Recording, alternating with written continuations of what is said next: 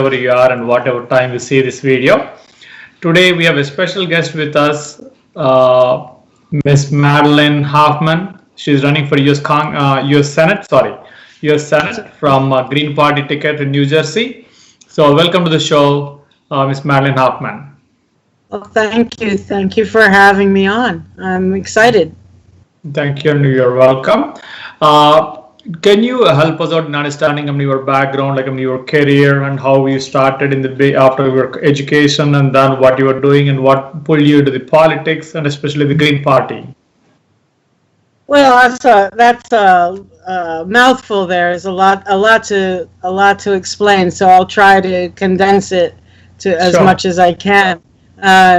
Well, I went to college. I went to Wesleyan University in Middletown, Connecticut, one of those so-called little Ivy League schools. And then when I graduated, I moved to Newark, New Jersey. I was a Vista volunteer there, and I got a master's in public administration. So I was working with the community in the Ironbound section of Newark, and I was also learning about how government worked.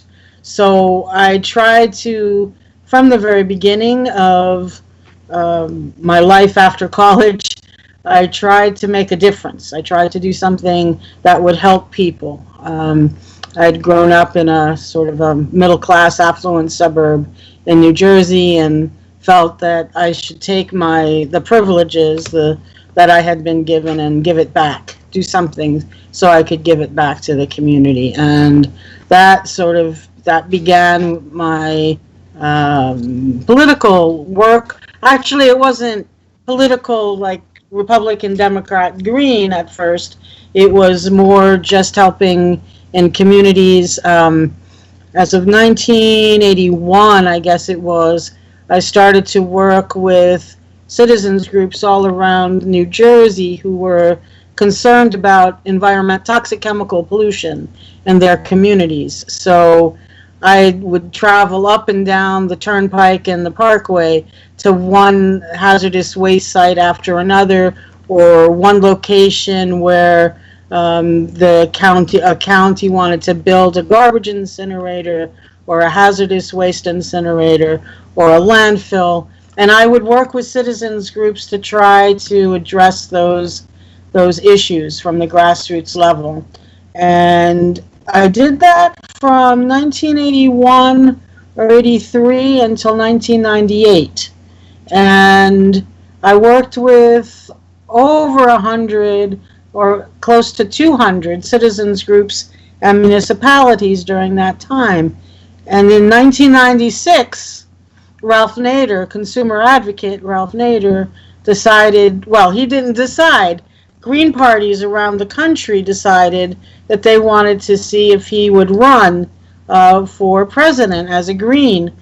And something that is not really widely known is that the presidential elections are 50 individual states. It's not one national election, but the election in 50 individual states, especially if you're not a Democrat or a Republican. You have to get on the ballot state by state by state by state. And that first time around, the Green Party didn't know how many states Ralph Nader would run in. We didn't know if he was going to run in New Jersey. So I was first asked to run for president in New Jersey, and that was, what, me? Who, me? Run for president? I'm not going to. Why are you asking? And that was because we wanted to hold the spot in case Ralph Nader decided to run. But 2 weeks later, he decided to run. And so in New Jersey, I was drafted to be his vice presidential running mate in New Jersey with the Green Party. And of course, that was because I had worked with all those citizens groups over the last 15 years or so in New Jersey fighting chemical pollution. So I ran for vice president in New Jersey with Ralph Nader in 1996. I ran for, and that was with the Green Party. I ran as the New Jersey Green Party's candidate for governor in 1997. Then ran for Congress in 1998, which I don't talk about much. And then fast forward 20 years later, and now I've been working for 18 years as a director of a nonprofit peace organization in New Jersey. And the Green Party of New Jersey had developed and organized and run other candidates in the 20 years since the last time I ran, and they were excited to have me run as U.S. Senate in 2018, 20 years after the last time I ran in 1998. And then I got 25,150 votes in 2018, which was the highest vote getter of any independent party. I came in third, the Democrat, the Republican, and then the Green. And so we thought it would be a good time for me to run again. So I've been preparing to run since 2019 in July, and never, ever thought there would be a pandemic in the middle of it, which changes everything, has changed everything. So very impressive. You've been a long advocate of the green initiatives, and you've been an activist and also volunteer in the non-profits, which is nice, where hats off to your good work, which is nice. And also you've been in the, you're welcome. And you've been in the politics also, looks like for a long time, almost, I mean, more than 20 to 30 years, which is also a good experience you have. And also you ran for vice president candidate and New Jersey governor. So in the New Jersey area, you should be reasonably popular in the New Jersey. So you have a decent chance, at least people know who you are. Well, I don't know. You know, it's these times are very different. 2020 is a lot different from 2018. But what I do have is a history of working at the grassroots level in New Jersey, as you said, on issues not just the environment but also on peace. So people know me through that work, and they know that I'm not here today to run for office and then disappear tomorrow. They know that I've been consistent since 1980, being an activist for the things I believe in. And that's what I bring to the campaign with the Green Party also, is the... it's not a top-down campaign. It's not a campaign where I'm going to stand at a platform, at a podium, and say, this is what we need to do. No, I'm going to stand side by side with people who are working for change at a grassroots level, and just amplify those voices through the Green Party and through my platform and through running for political office. So it's not about me. It's not. It's about the people who are doing work in New Jersey and have been for either recently or going back a ways. And I think that makes campaigning different, and it makes the choice different. It's not somebody saying, "Oh, I want to vote for her because I like the way she wears her hair," or whatever it might be. I'm going to vote for her because she's been here in our community and she's helping us do what we need to do. She's helping us take care, advocate for the homeless. She's helping or speaking out along with us for clean water in Newark, or whatever the issue might be, for peace, for workers' rights, for a clean environment, Latin American issues. She's got her hands are right there. It's hands-on for her. It's not just something she thinks about when she goes to sleep at night. It's hands-on. Gotcha. Very nice. Very impressive. So as you touched about the pandemic, I mean, the times are a little different, and the COVID-19 pandemic is gripped, I mean, all over the world, and many countries, and then in all all life, people from all walks of the life. So what is your view on in pandemic in general, and how the state governments are handling, and how the federal government has been handling? So what is your view on the way it's going on in the world right now? Well, it certainly has changed everything. It certainly has changed the way we live our lives in the present. And when I stop and think about what the future is going to look like, I just really have no idea. I would say, though, that unfortunately, this government in the United States has really dropped the ball, has really done a bad job of addressing the pandemic. And, I'm also a political science professor. I teach American government and have for 20 years plus. And every year it's different, or every semester it's different because of what's going on at that particular time. And we talk about federalism. We talk about the federal government has certain powers, and the state governments have certain powers, and there are certain times when the federal government takes charge, and other times when the states take charge. And there is strength with having 50 state governments addressing what's going on, but there are also weaknesses in that. And we've seen one of the weaknesses through the pandemic, where the federal government did not use special war powers or military powers of military to manufacture personal protective equipment, to manufacture ventilators or respirators, whatever the hospitals needed. The federal government wouldn't do that, so it left the states to compete with each other to try to get the best price.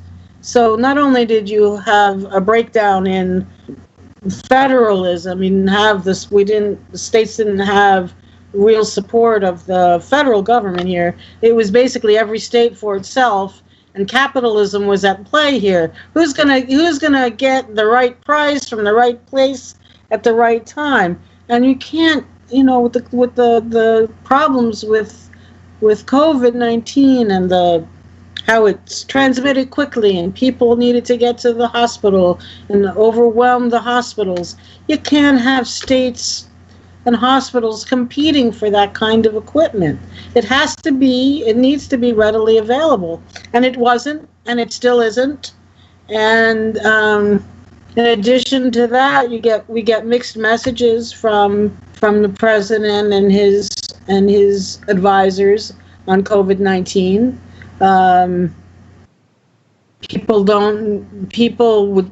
If Donald Trump wore a mask, it would mean other people would wear masks, probably. But the whole issue of wearing masks or just keeping one's distance, all of that has become politicized. If you support Donald Trump, you have to do it this way. If you don't support Donald Trump, you're going to do it that way. No, you are going to wear the mask and keep your distance if you care about your community and you care about controlling the spread of the virus. So everything is a mess.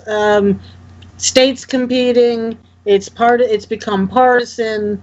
Instead of what's best for everybody, and now here in Jersey we had a governor who did some unpopular things but got the pandemic under control, and then he's maybe a little bit too quickly reopened the economy. You don't really like to see the economy weighed against people's lives and their health. You don't like to see workers have to choose. Am I going to stay home, lose my job, but protect my health, and lose my benefits but protect my health? Or am I going to go to work because everything is reopened and risk my life and risk my health, the health of my family? That's not a choice anybody should have to make, but people are making it all the time. Now we're worried here in New Jersey that because of the way other states have not handled or handled the pandemic, that it's going to come back. You know, that people who in certain states coming into New Jersey were going to bring the pandemic, bring COVID-19 with them. So it's just so hard with so many, everything kind of going off in a different direction. Not one uniform policy throughout the country. And, you know, a leader, I was just talking to a friend of mine about this today, a leader who actually said from the podium, maybe we can take in disinfectant, ingest disinfectant and, you know, and kill the virus. Apparently there's some process that does that, but the way he said it, it was as if he was suggesting get yourself a bottle of bleach or some kind of disinfectant and take it, and maybe that'll help you combat the virus. It's just, it's so hard. It's so hard because it's so important to have been, that it was so important to have handled this correctly. And so many opportunities were missed to get it under control. And then running for office during the pandemic, we couldn't, I just got certified. I submitted my signatures to get on the ballot for November. Tomorrow is the primary and the deadline. But we couldn't, up until 3 or 4 weeks ago, we couldn't go out and collect signatures because it would require being too close to others. The shore was closed. The beaches were closed. So we had to get our signatures all electronically. And if you think it's easy to get somebody to sign a petition electronically, we got another thing coming. It's not easy. But we were able to get enough signatures electronically, and then in the last month we went down to the shore every weekend, Saturday, Sunday. We went down to the shore, we went to farmers markets, we did other things, and we were able just in time to get enough signatures to get on the ballot. And unless one of our opponents chooses to challenge us, we're good to go.'Ll be on the ballot in November. And I'm very excited about that. Very relieved. Good to hear that, and you're on the ballot, and you're very and we wish you good luck with your elections for sure. I am diverting a little bit from the main topics today because you're a political science professor. So I want to understand, see, America is an advanced country. A majority of the American population are reasonably educated and they have some awareness on the political system. That's what we assume. And see, I mean, people should be reasonably good enough to understand what is good for them, what is bad for them, or what is good for the society. That's what we usually understand, and we assume about the reasonably educated people. And sometimes we understand, we go with the emotions. But why is it so polarized? I mean, it's been polarized only the last few, I would say, few years or few decades, maybe 10 years or 15 years. Before that, it was not as polarized as it is today. So why is it so? I mean, either it is purely Democratic or Republic. I mean, the Republican Party, I mean, no matter whether they are right or wrong, if you look at the two mainstream media outlets right now, it doesn't matter whether he is right or wrong. Okay, I need to support the person X. That is fine.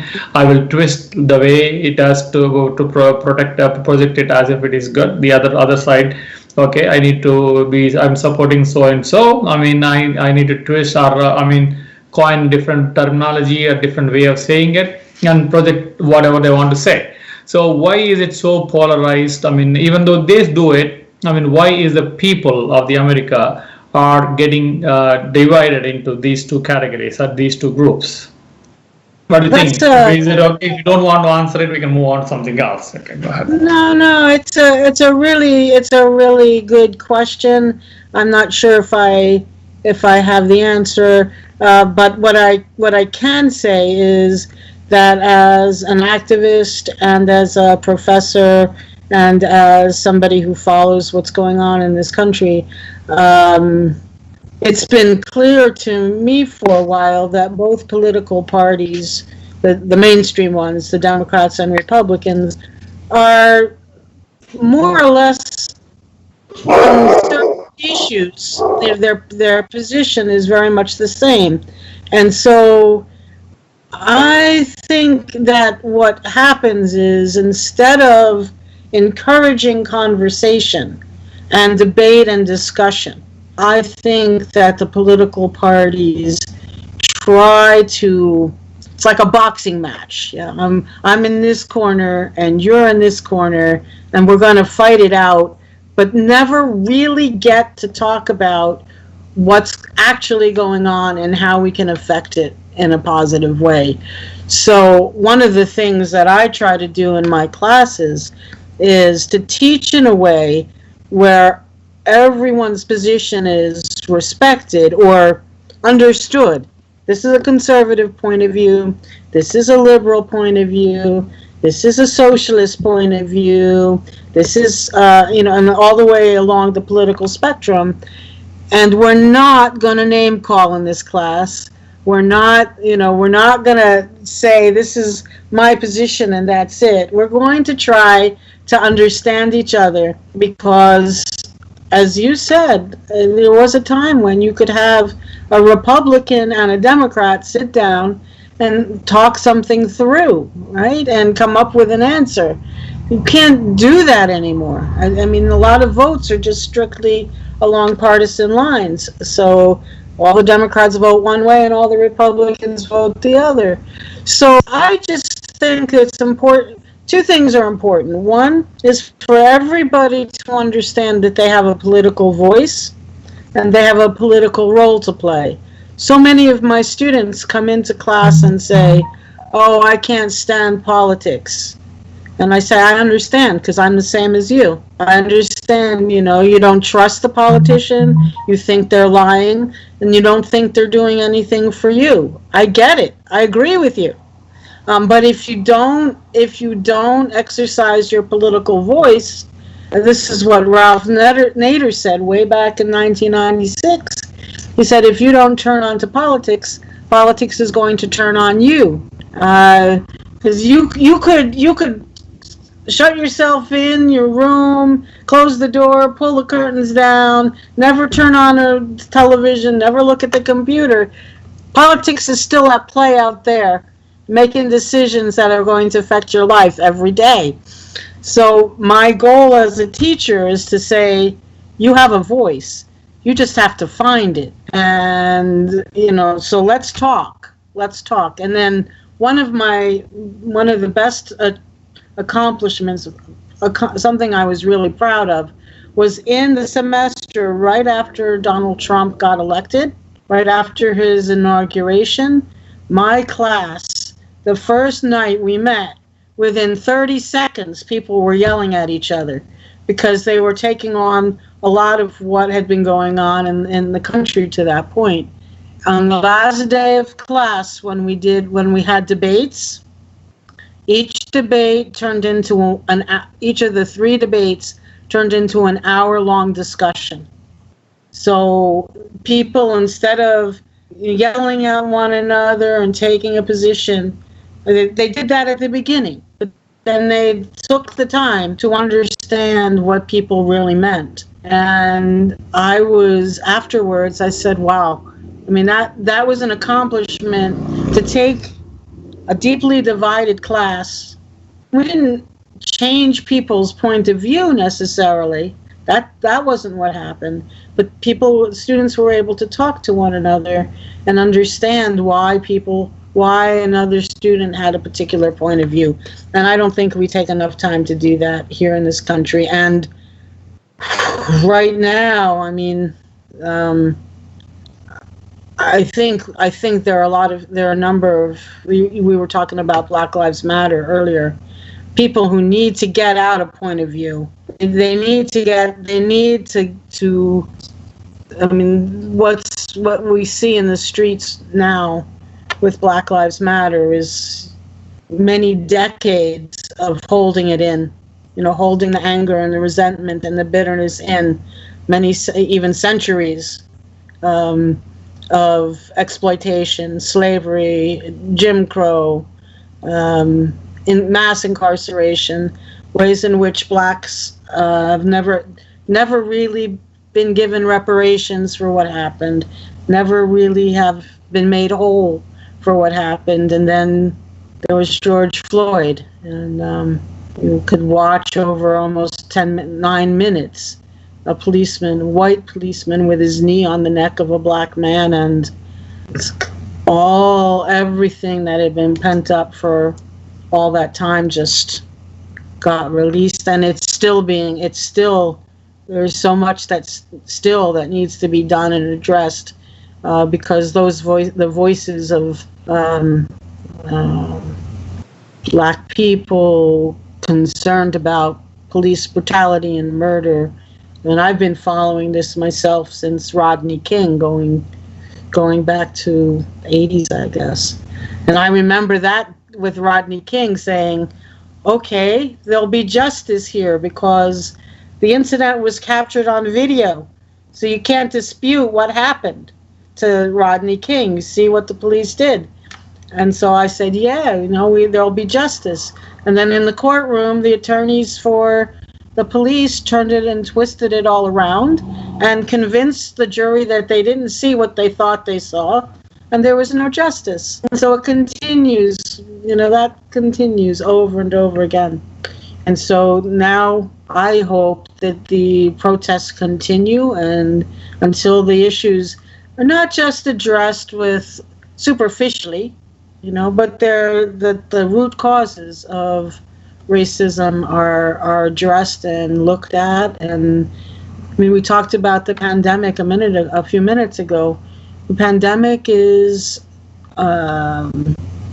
targeting Black and Latinx communities more than others. There are systemic inequalities, and we've known that, but we've seen through the Black Lives Matter protests, and also how COVID-19 has affected people, that these are very real and very hurtful divisions that need to be addressed. Gotcha. Thank you very much for your views, and as being a professor, you have explained things very well. Thank you. On the same topic, if you look at the right now, the moment of the Black Lives Matter, and also they're talking about defunding and the repealing the qualified immunity to the police. So what is your view on though you're going to be if you are elected, you will be a senator and you will be one of you have to vote for those things. So what is your view and stand on these two topics? All right. Well, defunding the police and eliminating or ending qualified immunity, I support both. And my opponent is Cory Booker. Senator Cory Booker just introduced, along with other people in the Progressive Caucus of Congress, he introduced a justice and policing bill that reforms policing in ways that may be helpful, but I think at this point in time, the people who have been directly affected by this, by police brutality, aren't looking to reform the police anymore.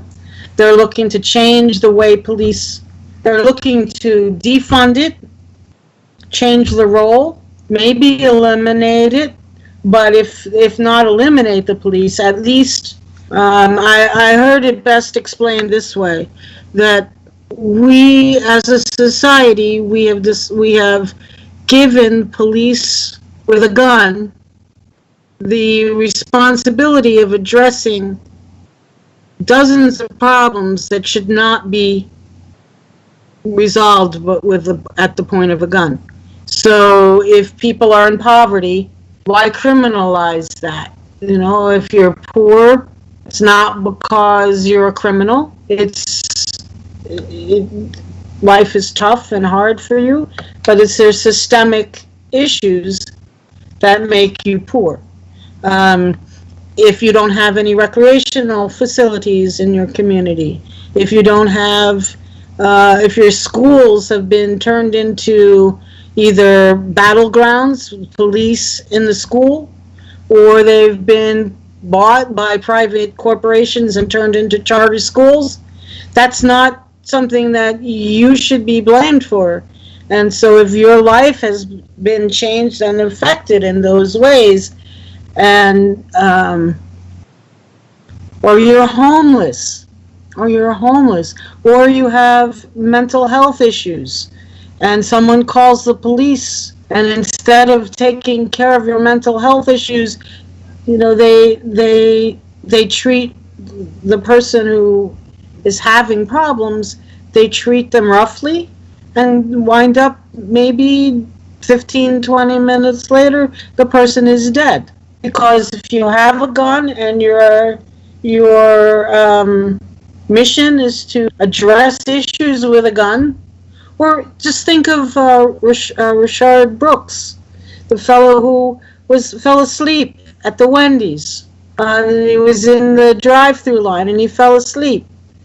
How would it have been different if a social worker came up to him and said, you know, I'm sorry, sir, but you're holding up the line. Is there something we can help you with? Can we just move your car out to the side? Can we get you food? Did you get your food yet? You know, looking at a person as an individual, not as a criminal, not as somebody to be dealt with at the point of a gun. So I understand defunding police in a way that now that I didn't a month ago. I said, well, defund police. Why would we do that? And then I read and I learned what people meant by defunding the police. And I would take it one step further. I would say defund the military, because as an activist for peace for many years now, we call to take the $740 billion military budget, and cut it by half at least, if not 3/4. And then you take that money that you save and you put it into public education, public libraries, public school, debt forgiveness, tuition-free college, infrastructure repair. You've got bridges and roads that need to be fixed. Take that pot of money that's now being used to destroy countries and people and cultures overseas, take that pot of money and sink it into, you know, important projects here at home. The other thing with the military is this program. It's S-1033, where tanks and other weaponry that was used in war, that's no longer useful in war, the Department of Defense can basically just give it away to local police departments. So maybe people will remember Ferguson, Missouri, that classic photo of the woman facing a tank. And that's because of the wars and the billions of dollars, trillions of dollars invested in war, coming back to our communities. So defund the police, defund the military, and police have to be held accountable for their actions. They're not, it isn't easy. We're seeing that. We're seeing what happens when a mayor or chief of police actually takes quick action against cops who brutalize or kill someone. The imagery of the 75-year-old man in Buffalo, you know, who was shoved to the ground by police. You see, when those police were punished or held accountable, the police force walked out. They said, well, we can't do what we need to do. We're not going to stay as police. So there's a real systemic institutional bias here that has been brutalizing communities for a long time. So in order to get past this, it's not only reform, it's not only banning a chokehold, it's not only setting up civilian review boards, it's not only those kinds of changes. There has to be systemic changes as well. That changes the role of the police. That takes, look at the city of Newark, for example. The largest budget item is the police, and education is way down. In the United States, at the federal level, the largest budget item, discretion for money that the Congress can decide how to spend, something like 57 cents out of every dollar goes to the military, and 6 cents out of every dollar goes to education. So these are these are priorities that need to be changed. And with that, if the priorities are changed, then some of these systemic issues have a chance to be addressed and eliminated. But as long as that doesn't happen, everything is sort of cosmetic around the edges. Thank you. So you have covered, Black Lives Matter and the police reforms, and also the military, your views on these topics. And at the same time, today in general, the economy was doing well before pandemic, but at the same time, there are multiple issues. Not everybody was enjoying the prosperity. The haves and have-nots gap was keep getting widened, and after that, you got the pandemic. Now things are changing again. With small businesses, I'm sure. Many of them, hopefully, they will come back, but the chances are a little less for some of the small businesses to survive and come back. We have to see how it's going to work out. Let us hope for the best. But in all said, the economic, the stress on the economy, employment opportunities, increasing more number of jobs, it will be a challenge for the local government and also the state level government and the federal government. So, what are your views on that, and what do you think? What kind of bills or suggestions will you bring to the table? Another very good question. First of all, I can summarize it all in just saying something like the Workers' Bill of Rights. We've been talking about this a lot since the beginning of the pandemic. Howie Hawkins, who's running to get the nomination of the Green Party for president, talks about it a lot. So I borrowed it from him. People knew in this country and in this state that many people are just 1 or 2 paychecks away from being unable to pay for their rent, to being unable to pay for food, to put food on the table. Healthcare. So many millions lost their health insurance when they lost their jobs. This is the only industrialized country in the world of of our stature. We're the only ones that don't have single payer national health insurance, so that we as residents can go and get preventive care and don't have to worry about choosing between going to a doctor and putting food on the table. So people knew of this. There was an awareness of this. You were talking about prosperity before. Yeah, there was more prosperity then, but for whom? Who's benefiting?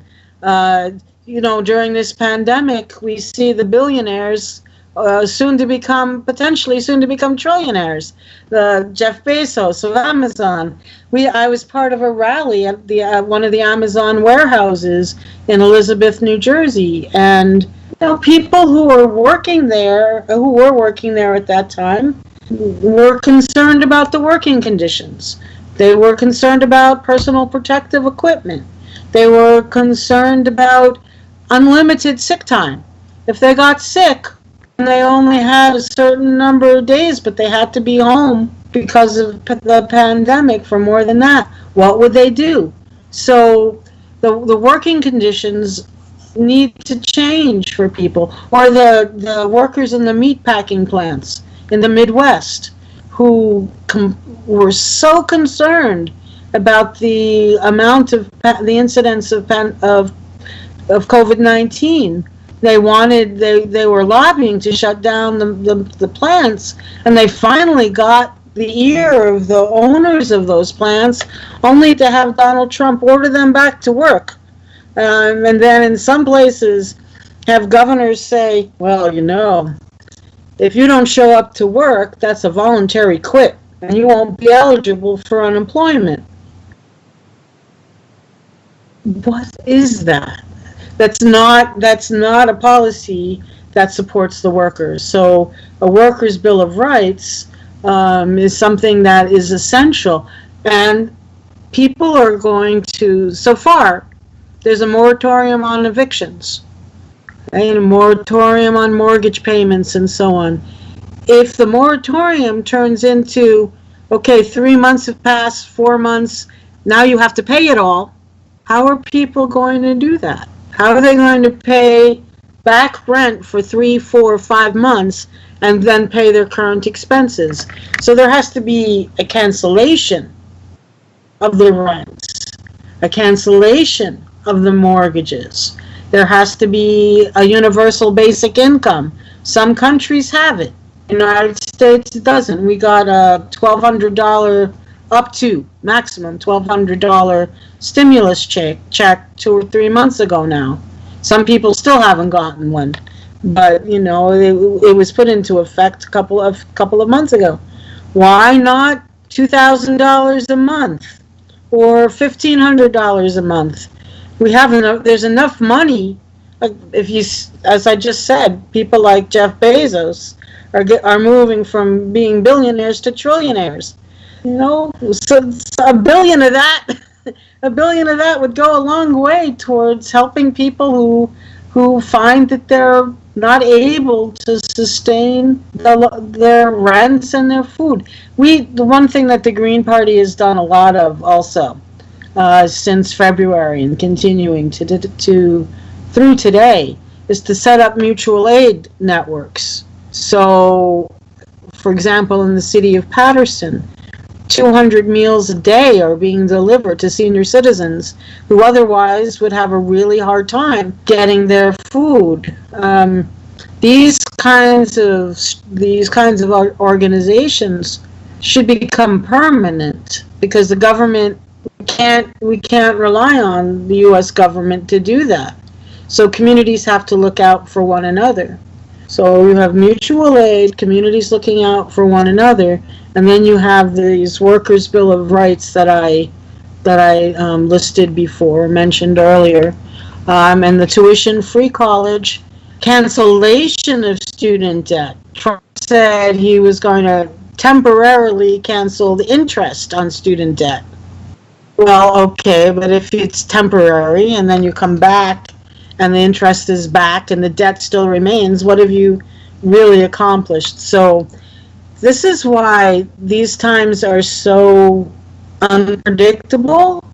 Everything is in crisis. The systems are failing everywhere. Oh, and then, of course, I'll go back to the healthcare. We need to have single-payer healthcare, improved and expanded, Medicare for all. We can't continue with this patchwork set of, can you go to the doctor? Can you afford to go to the doctor? At the beginning stages of the COVID crisis, you had to get a letter from a doctor referring you to get a test to see if you're COVID positive. Okay, but what if you don't have a doctor? What if you're homeless? What if you can't afford the health care? What if you just lost your job and lost your health insurance? So yeah, it begins with health care, extends to this Bill of Rights, and we just have to take better care. You have to have more protections in place for workers, because you say that somebody's an essential worker, and what do? Going back to Amazon for a minute, $2 an hour hazard pay on top of minimum wage. That's not nearly enough. There needs to be a livable income, a livable wage, and all the other things I mentioned before. That's what I would fight for. Gotcha. Very nice. So, I mean, Green Party has been advocating about the single-payer healthcare system and the free education. So, I have a couple of questions. I mean, when you say single-payer, I mean, what we have been hearing is people from Canada, they have some complaints about their own system. And I mean, they are not happy because they have to get some of the surgeries. They have to wait for months or years to get some surgeries. Some treatments, I mean, taking a long time for them to get their chance to get treated. So there are some issues with the single payer system in Canada. So I mean, aren't we going from, I mean, the proposal of single payer system maybe looks good on the paper, but I mean, when it comes to the reality, what we are hearing from the other people is it's not that great as we see on the paper. And at the same time, I'm mixing everything so you can answer what the way. Even Bernie Sanders also kind of taken these two topics, and he ran a campaign a couple of times, and he gathered very good number of people behind him, and a decent number of people behind him. So how is the Bernie Sanders movement is different from the Green Party's initiatives of a single payer system and the free education? And whatever you're proposing, how is it different from the Canada, or is anything, or do we need to do some compromise in between? All right. Well, first of all, when we hear complaints or about complaints from Canada or Britain or Italy or elsewhere, I don't always trust what we hear. I'm not sure, who's spreading the rumors and why. That's number one, because there's such a bias here in this country against, there's a group of people very biased against single-payer healthcare. There are also a lot of people who support it. So how it divides out, I'm not 100% sure. But all right, in this country, there's still millions of people without insurance at all, and the COVID crisis made it worse because of the numbers of people who lost their health insurance when they lost their jobs. There are many children that don't have access to health care. So the way that I look at it, as a green and as a human first and then a green second, is I would much rather be confident that anybody and everybody who needs health care can have access to it. Even if there's some problems, because there will be problems with any system. Even if there's some problems, I'd rather that know that all the children in the country who are living at the poverty line, and there are a lot of, like 1 out of 5, I think, with a high level of childhood poverty. I'd rather know that people have access to health care, and then if you are somebody who has more money and can afford to purchase something, or to pay for a special operation or something, and get around the line, all right, go ahead and do it. But like I said, I would like the bottom line to be that everybody has access to what they need. I used to drive a health screening van in the city of Newark in the Ironbound section, and it was through a nonprofit. There was a nurse practitioner on on board. It was kind of funny sometimes when I was driving through traffic. I'm only 5'1", and I'm sitting, at the steering wheel of this very high mobile screening van, and people were giving me the look sometimes, like it looked kind of funny. But there were a lot of people in housing projects, and who had to make a decision about whether they would put food on their table or go to the doctor. And the health screening van helped them out of that decision. But that was one place in one city tied to certain funding from someone, some foundation or city or county that thought it would be important to do that. So as far as the single payer healthcare goes, there was a movie done by Michael Moore a number of years ago called Sicko. Don't know if you are aware of it or if you saw it, but there was a scene in there that the first time I saw it, it made me cry, and it still does just to talk about it. There was a man from Canada who, with his wife, came down to Michigan to play golf on a regular basis. And this particular time, he came down over the bridge into Michigan. He played golf, and he dislocated his shoulder. And he, knowing very well what goes on in American hospitals, U.S. hospitals, he went back to Canada to get his shoulder taken care of. And of course, he just was able to walk in or whatever. I don't know if it was a day, a week, I'm not sure. But Michael Moore was interviewing him in a golf cart, and the man, probably in his 70s, was explaining what happened. And Michael Moore looked at him and he said, "I have to ask you this question for my American audience." Michael Moore said, "It's all well and good if you benefit from this directly. You had a problem, you had an injury, you were able to get it taken care of." He said, "But how do you feel about your money, your tax money? Because these things aren't free. Somebody's paying for them with tax money, these services, right?" So Michael Moore said, "How do you feel when your tax money is being used for somebody else's health problem?" And the Canadian man looked Michael Moore and the camera straight in the eye, and he said, "Isn't that how it's supposed to be?" And I just started crying. Because that's how I was raised. It's not only about what you are able to pay for by yourself, because healthcare is not a privilege. Good healthcare, I know the slogan and the bumper sticker is, healthcare is a right, not a privilege, but I believe that.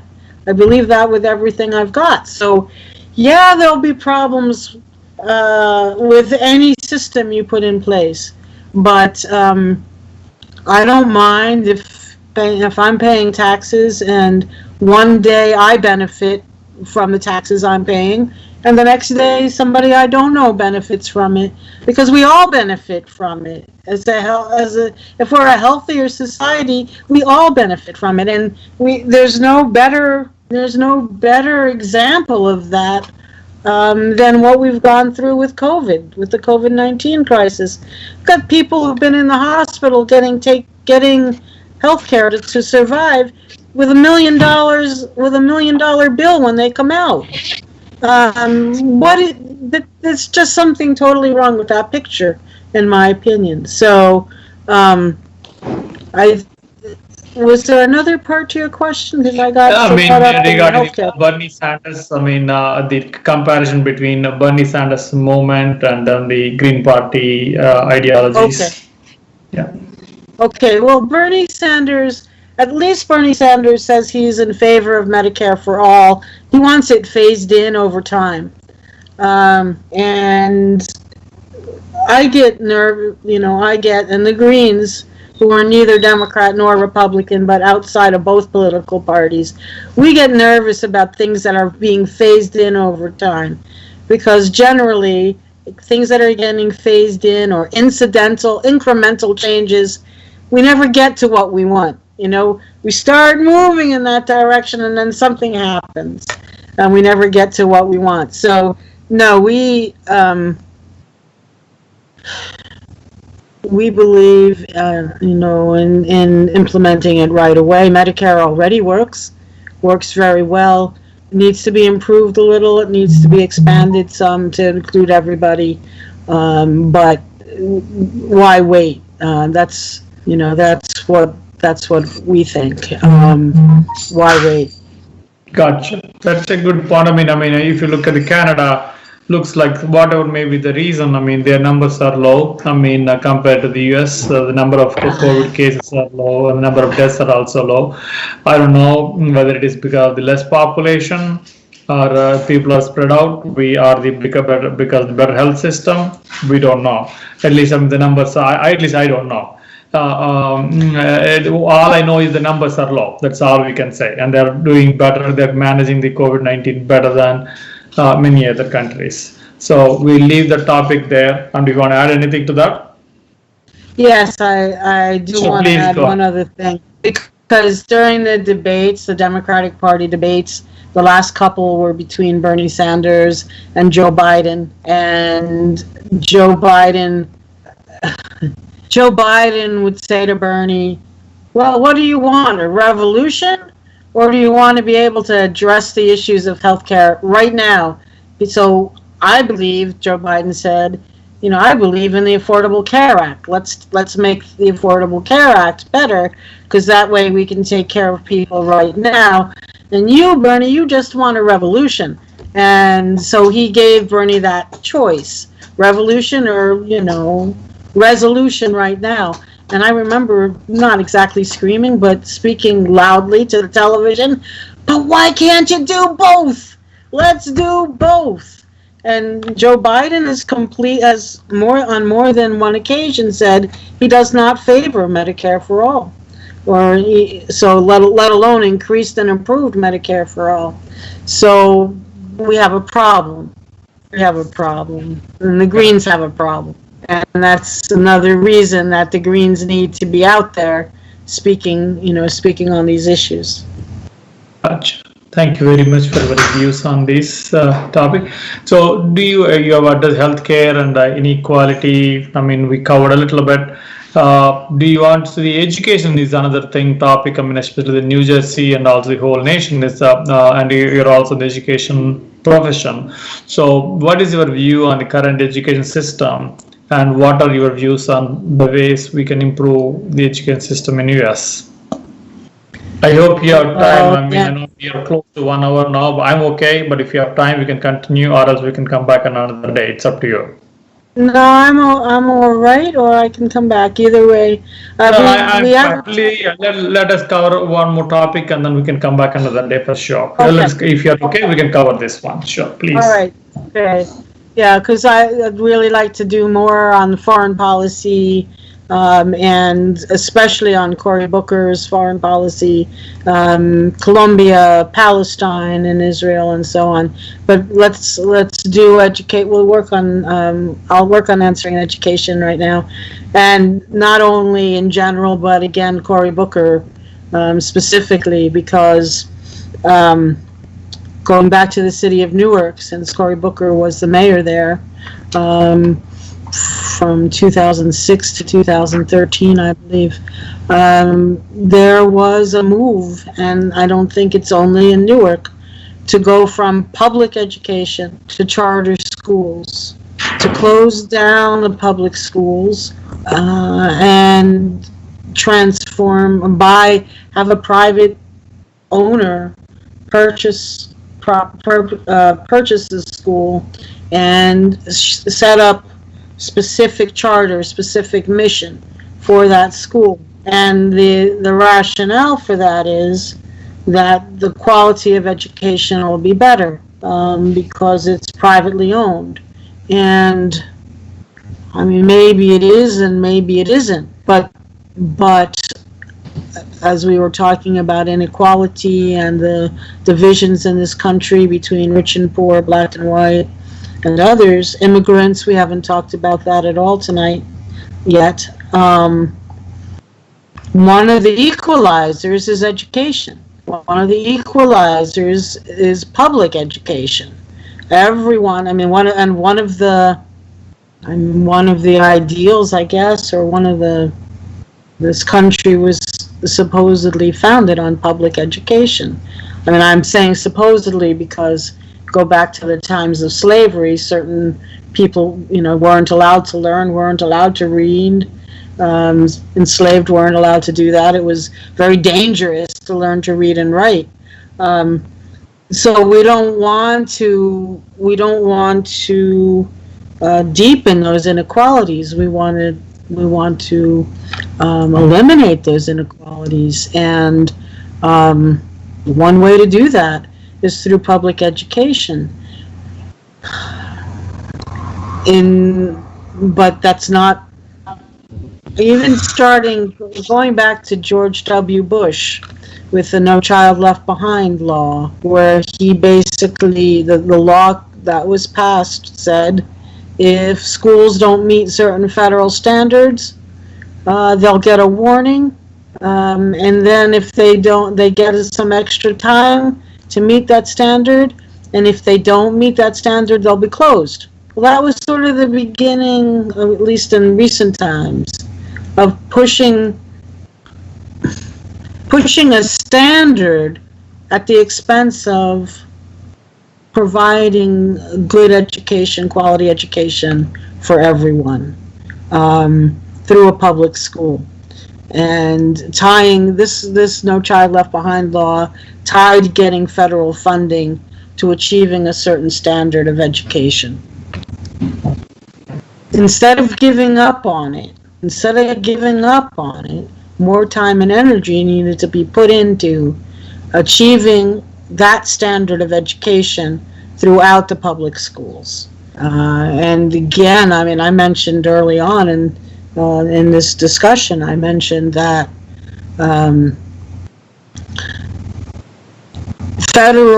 the federal level, 57 cents out of every dollar, or 53 to 57 cents on every dollar, depending on the year, goes to the military, and 6 cents on every dollar goes to education.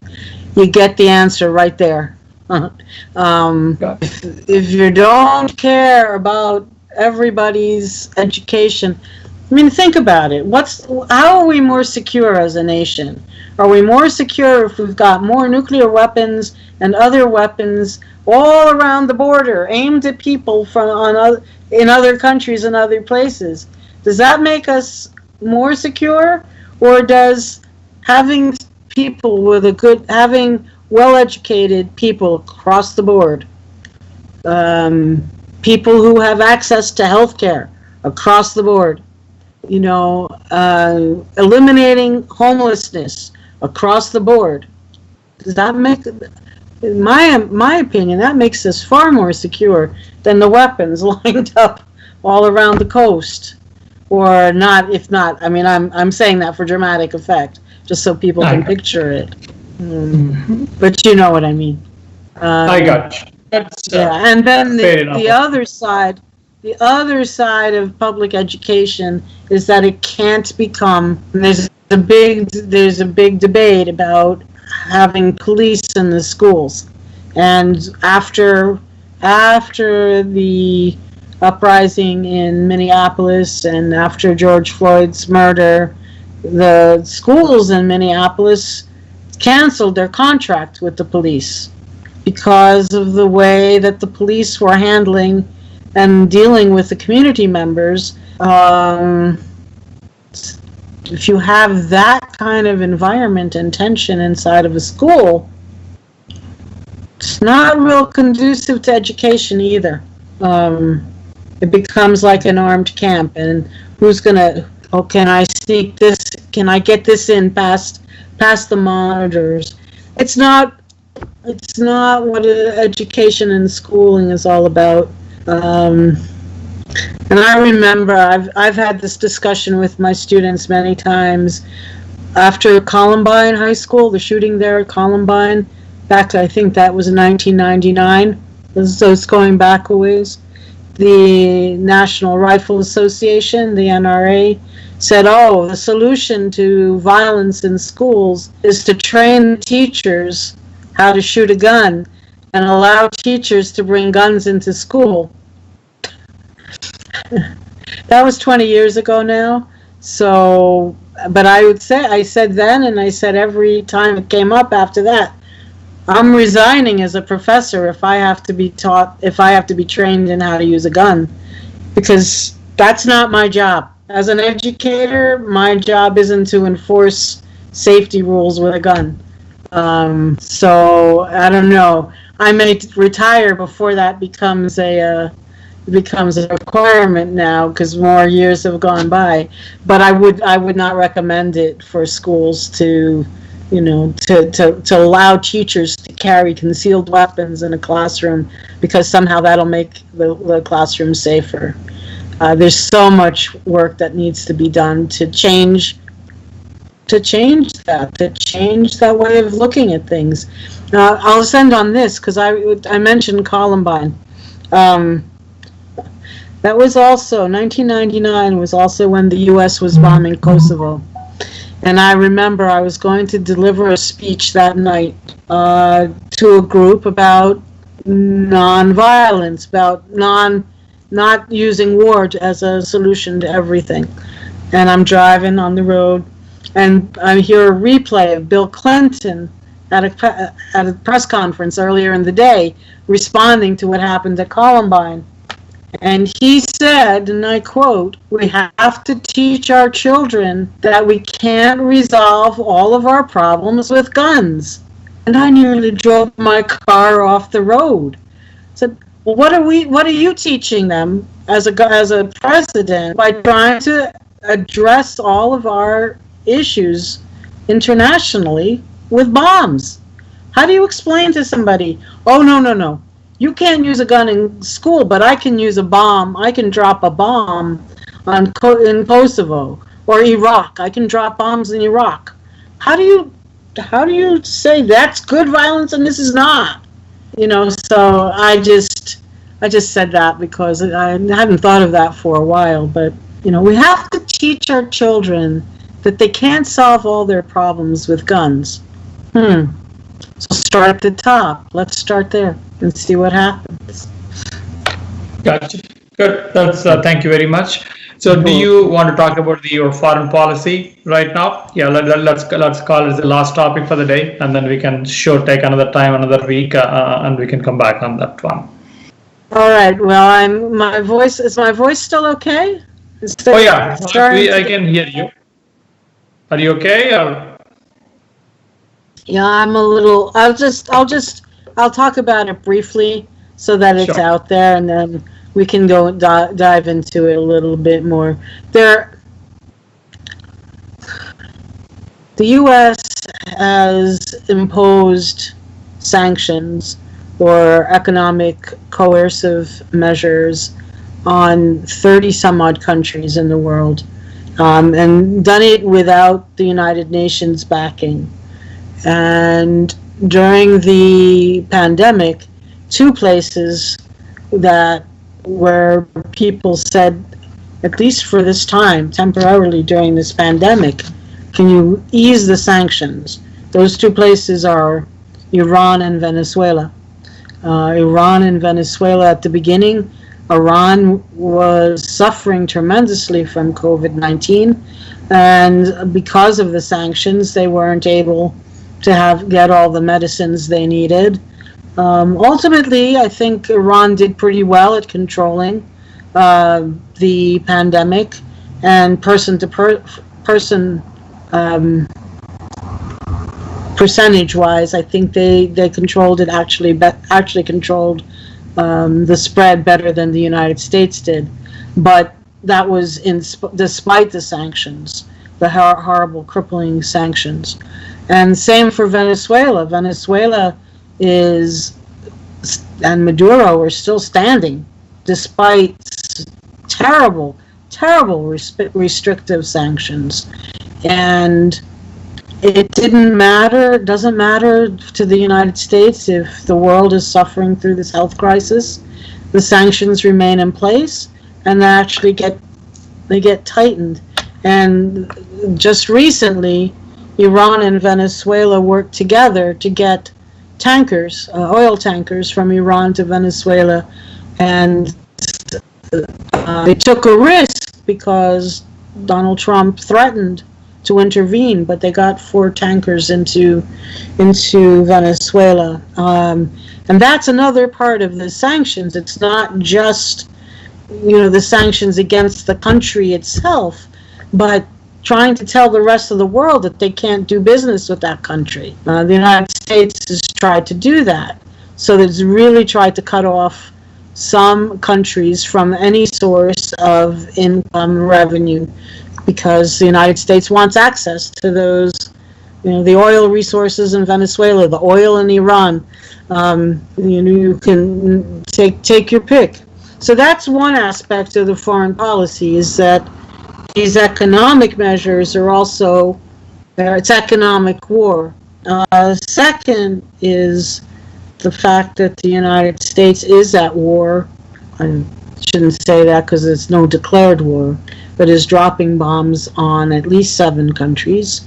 And if we go back to 2010, 2011, and the assassination of Gaddafi in Libya, we've been reading about slave trade, the renewed slave trade in Libya.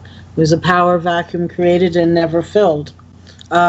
So somebody said that if the only tool you have in your toolbox is a hammer, everything looks like a nail.